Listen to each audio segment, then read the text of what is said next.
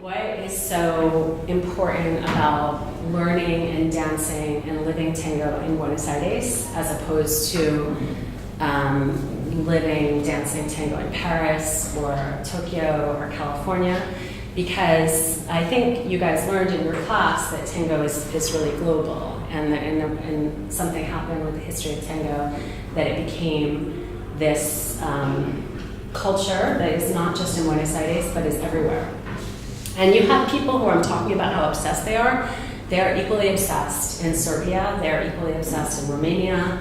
I've danced in Europe and gone to festivals in Europe and learned about how it is there. So they're like also crazily into tango in their own way.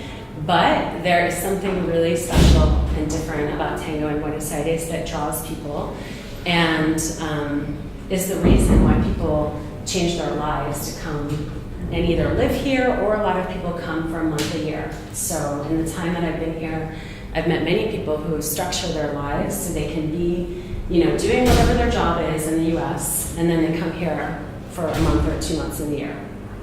I mean, it's not what you hear about when you're growing up, that like there's a life like that. It's really different, and like, why is that? So a friend of mine, my friend Jeff, who is a structural engineer in San Francisco, in Napa County, is coming next week. And so I asked him, why are you coming to Buenos Aires? Because he's at the San Francisco Tango Marathon right now. He could just keep dancing tango in the Bay Area forever. They're also obsessed about it, but why? Why do you have to come to Buenos Aires? So this is what he told me. I thought I would read you his answer. Better lessons, any type of milonga you want, any day of the week, 6,000 or 7,000 miles between me and my work. And I like that city apart from tango. Tango is pretty central to my interests, and no other place on the planet could even come close to feeding this hunger. There's a lot of R's. It's like a fantasy world where tango is practiced on a scale and to a depth that can't be matched anywhere, not even close. Okay, so I think this is a good introduction to why tango in Buenos Aires, but there's a lot more you can say. And luckily, a tango teacher I know had just posed this question on Facebook also, of what is different about dancing tango in Argentina versus the US. And so I grabbed a few of the answers that I'm going to read to you. Seems that more authentic, passionate dancers congregate in Buenos Aires versus mechanical dancers who may have the vocabulary but lack the emotion, the connection, the communication. To me, it is a give and take, lead, follow, dance. Tango music, dance has to be felt. Okay, that was one answer. In the USA, tango is a hobby for many, while tango in Argentina is a passion and life for many. You can still feel the authenticity and traditions of the dance in Argentina, but in the US, many are open to alternative music, and interpretation of the dance is less strict to tradition, and sometimes it doesn't feel like tango. Some people said many more Germans, Gastons, and Hernans and Lucianos, which I thought was a great answer. Yeah, you'll have many more people with those names.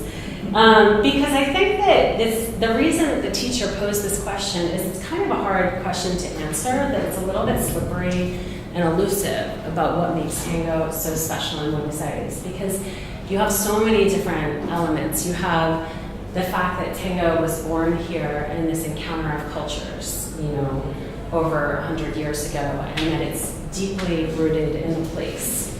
You have the fact that, people, for me, one of the big reasons is people see the abrazo as a true hug, and that there's this to me, there's this kind of spiritual energy that runs in tango when people see the dance as a hug, and when people just see it as a hobby or a sport, I find it much more tiring.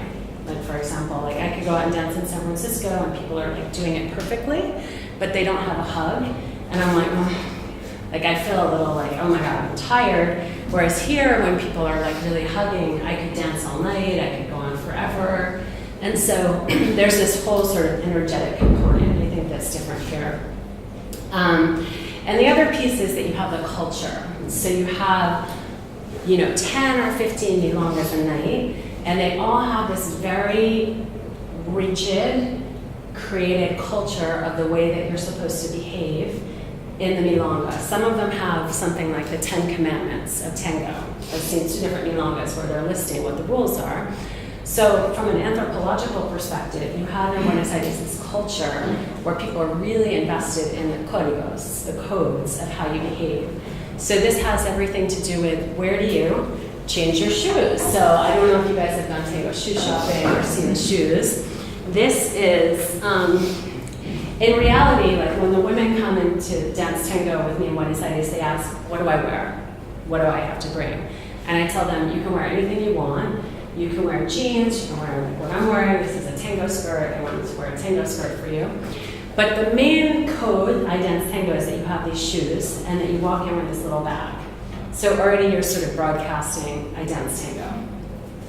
So where do I go and dance and change these shoes? Formally, the code is I go and change them in the bathroom out of respect for the dance floor.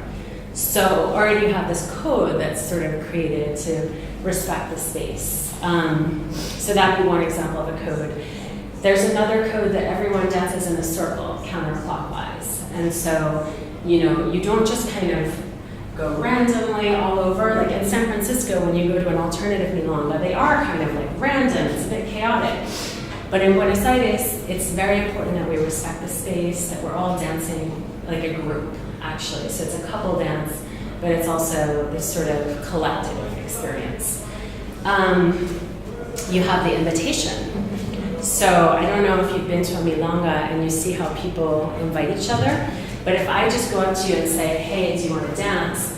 I'm already showing I don't know the codes. So what I do, if I'm a man or a woman, is I show you that I want to dance with you with my eyes. So with a woman, it's the mirada.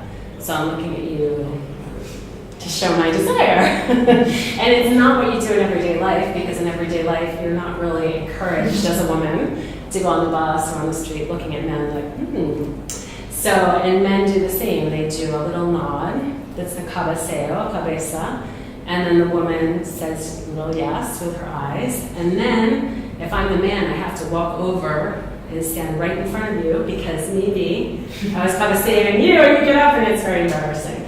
So there's this whole culture that is created about how we invite, how we move onto the dance floor. I would bring you back to your seat in this way that is sort of a gentlemanly courtesy. And so it's so different. I don't know if you guys have been to boliches. I mean, I haven't been to a ton, but I just think nightclubs don't have these rules. And it's sort of like anything could happen. I mean, we could study the anthropology of a boliche. I think in general it wouldn't be as structured as tango. So tango has this super structured set of codes about how we behave. So I think that's why a lot of people like tango here too, because if I go in San Francisco, we don't have all those rules, and it's kind of like, I don't know, people are just floating about, so it doesn't have the same charge. Like in a way, having rules can be sort of exciting, that we sort of obey them. Anthropologically, we're acting and being in a different space than everyday life. And this is something I tell the women who come, is when you go to the milonga, you're really going to a theater. It's not like you're just walking in as yourself. Like, we talk about posture and we talk about confidence. So it's like you walk in the milonga and you're kind of taking that posture. Here I am, I'm ready to dance, I'm someone you want to dance with. You know, tango is this whole kind of way of learning these games and these codes. And what's interesting is then you can apply it to your life outside of tango too, because you've kind of changed your posture and changed the way you behave. It's just more emotional, like what people said, that, you know, like here in Buenos Aires, people know the lyrics. So you're dancing with a guy and he's singing the lyrics in your ears, and it's about abandonment, or it's about a woman leaving him, or it's about nostalgia for a neighborhood. And so that just has a really different feeling from dancing somewhere where people are not connected to the lyrics, which are really poetic and evocative, and yeah, it just goes deeper.